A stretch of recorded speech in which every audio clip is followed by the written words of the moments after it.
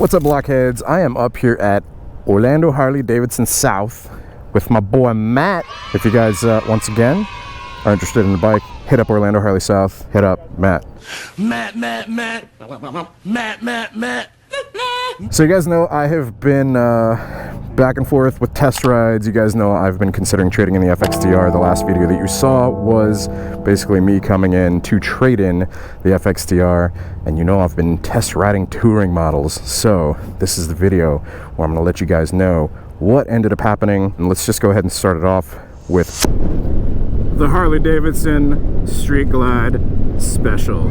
So let me tell you guys a couple things I liked about this bike and the touring line. So, number one, it has the fairing. It's blocking some wind, blocking a good amount of wind actually. And I felt way more comfortable on this one than I did on the Road Glide because it didn't block as much of the vision. I think the biggest thing was, especially when I was watching the videos, is that I could still see the road here, you know? So the Road Glide couldn't. So definitely was the one that I was the most comfortable on. In that last video that you guys saw where me, Captain Anna, and Aaron were doing test rides on the Street Glide Special, the Road Glide Special, and the Electric Glide Standard. Despite being the most comfortable on this one, despite all of us picking this one, I actually did not end up trading my bike and buying the Street Glide. Instead of the Street Glide,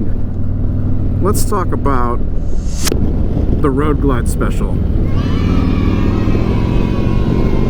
So you guys know via me talking about it that I'm looking to put down some miles, right? You know, I'm talking about buying something to basically take some of the mileage off of my truck so that I'm not driving it as much, because I'm getting like 13 miles per gallon, which is pretty terrible.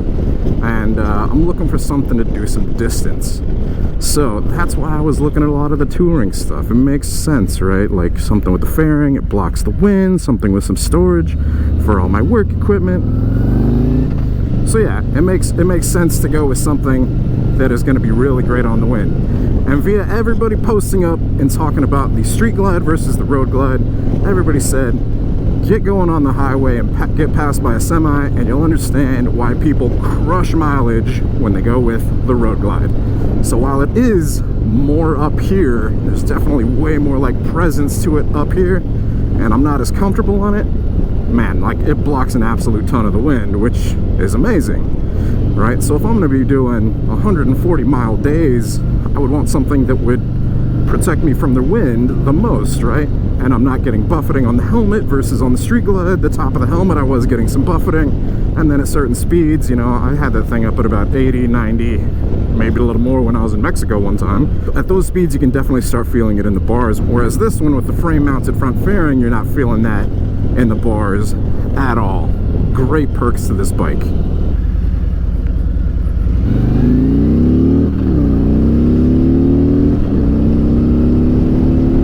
Yeah, man, at these speeds, it's effortless. I don't feel any wind at all. You just got this like little bubble. Wind, no wind. Wind, no wind. It's fantastic. Like I said, great for absolutely crushing those miles. However, there was something that one of the salesmen was talking to me about. And whenever he was talking to me about this, he was basically saying like, hey, well, you know, you're looking at the touring. What do you currently use, like for the speakers, right? Because, you know, if I'm looking at this bike, I'm basically, one goal is fairing, like I've been saying, like I want to be able to get away from the wind for these longer trips. And so he was saying, what do you use for your navigation currently, right? Because it has navigation. But here we go. There we go. So navigation right in the center. If I press over here, boom, navigation. So he's like, what do you currently use for your navigation? I told him, well, I've got a Rockform phone case and a Rockform phone mount, and I just use my phone. And he was like, okay, cool. So do you really need the navigation? I'm like, you know, now that I think about it, probably not. Well, I guess I don't. He said, okay, so well, what do you use for listening to music and stuff? And so I told him, I'm like, I've got a Sena Bluetooth communicator on my helmet, which I use to communicate with people. And then I also use that to connect to my phone so that I can actually hear the directions from my GPS and also listen to music. And he's like, so okay, would you really use the stereo system on here? And I'm like, you know, a lot of the time I'm vlogging, or if I'm not vlogging, you know, it's like with my current setup, I just listen to music in my helmet. And even if I were to switch over to a bagger, like, I would still wear a full face helmet. And so it's kind of like, yeah, you know, I just use my Senna. So I mean, that's a much cheaper option than, you know, buying a special version of a touring bike. And so it's like, okay, so you don't need the GPS or navigation, and you don't really need the stereo. So all you're really looking for is a fairing then, right? And I was like, huh, never really thought about it like that. So that's where the Electric Glide Standard comes into play.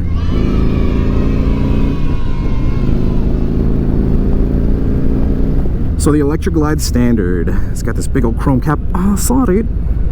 And yeah, so if I'm not using the stereo, this doesn't come with a stereo. If I'm not using the navigation, this doesn't come with navigation. I'm using my, like I said, my Senna for music or communication, and I'm using my my phone for navigation. So basically, asking me through like what my needs were and what I currently use for these things, we basically found out that, oh, well, you're kind of just after a fairing then, right?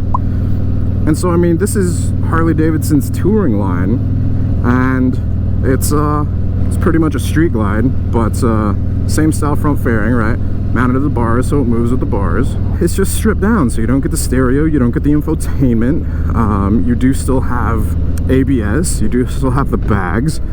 So it's just basically like a bare bones fairing, a nice introductory level touring line for any of you guys out there that are looking into that, right? So it seemed to fit the bill. And the cool thing about this bike is that since it is so stripped back, there's a lot more customization options. So you're basically not stuck with the OEM factory stuff. If I wanted to go with like different components, and apparently, as per the comments from all you guys out there, there's a ton of different plugins that you can integrate into this thing, and it seamlessly fits into the bike. You can, I guess it's like plug and play for a lot of them, which is freaking awesome. And it's a 107, even though it's a 107 versus the specials, which are 114s, still plenty capable, especially, and I've said this in previous videos, once you throw a cam in it. Once you cam these bikes, the Milwaukee 8s, man, beautiful stuff.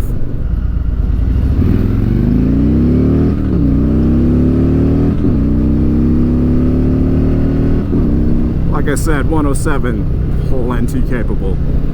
Even with the bike this weight, great stuff. However, like I said on the road glide, whenever I was doing that, can't really feel that in the bars and such. Whereas this one, you're going those speeds, you can kind of feel a little shakiness in the bars. The preference for those, like I said, that are looking to do a lot of mileage and some distance, you know, multi-state trips or whatever it may be, road glide's probably going to be the one that wins you over. So, like I said, I was talking to the salesman, and we got to the point of like, okay, so basically you're looking for a fairing. And I'm like, all right, well, I guess I am looking for a fairing. So a fairing and some storage, some bags on the back, right? Which all of the bikes that I've currently test rode have had. Now, a lot of you guys said, do the Road King, do the Road King. I've looked at the Road Kings, and I'm just not, I mean, I get it. Eric has a Road King. It's a nice bike. It rides well. You're basically able to choose whatever fairing that you want for it, which he's done. He put a Memphis shades on the front. It looks good. It rides nice. However, thinking in terms of financially, you know, we're talking like a starting entry level, this price right here, whereas the Street Glide Special is this price right here, and then the Road Glide Special is this price right here. So if all I'm after is a fairing and I don't need the rest of the stuff, why would I consider, you know, getting a touring? Well, like I said, because of the bags, because I need to be able to haul my work gear in it. And my work gear basically consists of, you know, a DSLR camera, multiple lenses, I've got like an audio recorder, I've got a laptop, and so it's a pretty substantial, like, you know, camera bag, which I'll show you guys right here. So, my camera bag, oh, I got a little stowaway. What you doing, buddy? I will remember you. My camera bag, like I was saying, is this piece right here. It's a great bag.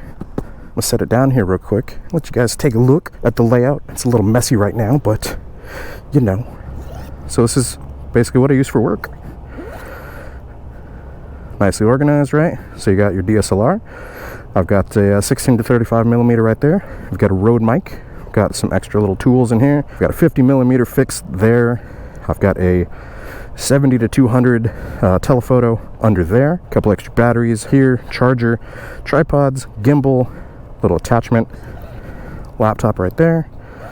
Everything I use for work. I didn't realize. I think I watch a bunch of your stuff on YouTube, man. Oh, you're in it right now. I love it. Oh, that's great. I love it. I'm part-time Florida resident, so I know when you're saying stuff, I'm right with you. That's awesome, man. I love watching your stuff, your commentary, everything. I like your sense of humor. Thanks, man. I appreciate it. Can't take life too seriously, you know? So I've been dead twice, so I agree with you. Oh, shit, really?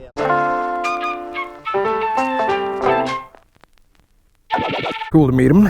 So yeah, like I was saying, my bag. So one of the big things was, does my bag fit in the bags?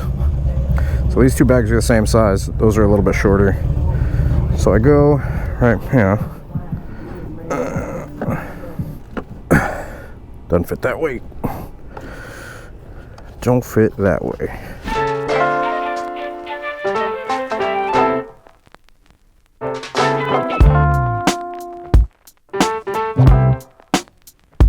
Ain't fitting. So don't fit this one. It doesn't fit the other side. It ain't gonna fit that one. It's definitely not fitting that one because those are smaller. So what do we do? I don't need the GPS. I don't need the stereo. Pretty much after fairing, and my camera equipment and in my bag will not fit into these bags. So the next recommendation they said was to get a touring pack. If you guys don't know what a touring pack, it's one of those big things that they put right here. It looks like this. Yep. That's a touring pack. I make them with and without the seats, I think, but pretty much this. And you lift that, and then you lift these, and you've got a whole lot more storage, right? So they say you can fit a full face helmet in here, but still looks a little small for my bag. I might be able to squeeze it in there. Breeze, question for you. Am I a touring pack kind of person? No. Not a touring pack person. So that was one of the solutions for me carrying my equipment. I was already stretching it with a bagger, and then people were like, just do a touring pack. I said, meh. Well, what you should do is let me hold the camera, you go sit on the bike, and I'll turn it around and see what everybody else thinks of you on a touring bike with a tour pack. No. Okay. I tried, guys. So Reese says that I wouldn't even be able to do the slim tour pack because then that bag wouldn't fit in it, so I would have to do, what do you call this one? The King Tour Pack. The King Tour Pack. So the King Tour Pack is the larger one, and it has the seat, like pretty much mandatory. Yep. You can't get it without the seat. Nope. It has bolt holes and everything in it. Yeah, okay, so even though this is a CVO, guys, does this look like a bike that I would ride? No. Hail to the no. So I don't need that. I don't need this. My camera bag for work won't fit in these. Or those, or those, or those. It might fit in that, but nah, not happening. So if I don't need this, I don't need that. Just looking for a fairing. Bags won't fit. What do I do? Somebody up here recommended. Sexy mom, sexy mom. Somebody recommended one of those. Who was it? I forget. Probably this guy. No, it's Dylan. So they were saying to put a sissy bar on one of these, but if I wanted a 114 in a touring bike, it has to be either a road glide special or a street glide special, right? Which is about 27 grand. So if I don't need any of that, it doesn't make sense to get a sissy bar, put it on this.